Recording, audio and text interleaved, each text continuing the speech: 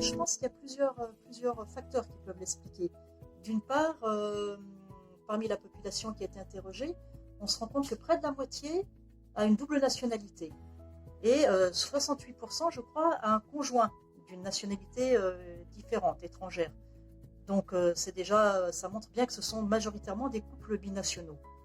Par ailleurs, si on considère aussi la durée moyenne d'expatriation de ces familles, c'est de l'ordre d'une vingtaine d'années, ce qui est donc une expatriation de longue, voire de très longue durée. Donc ces différents facteurs, je pense qu'ils incitent ces familles à scolariser leurs enfants dans le système scolaire local, d'autant plus qu'il est souvent gratuit. Et ça s'inscrit finalement, je pense, dans une démarche d'intégration dans le pays d'accueil.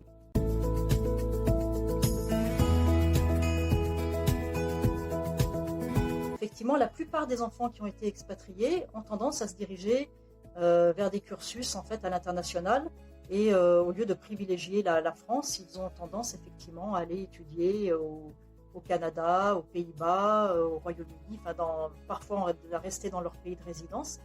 En fait, ils ont d'une part effectivement des atouts linguistiques et puis une ouverture culturelle qui fait que finalement ils ne se limitent pas au cursus français et ils ont tendance un petit peu à se considérer plutôt comme des citoyens du monde.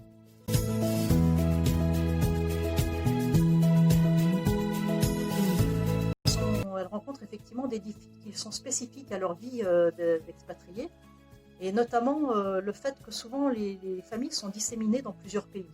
Donc les expatriés ont parfois de grands enfants qui étudient loin de chez eux et ils ont souvent aussi des parents âgés qui sont parfois malades et dont ils ne peuvent pas s'occuper et l'absence de possibilité de déplacement leur pèse encore plus lourd que d'habitude.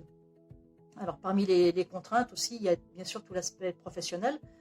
Parfois l'expatriation est remise en cause par les difficultés économiques que rencontre la famille lorsque le projet professionnel était à la base de l'expatriation.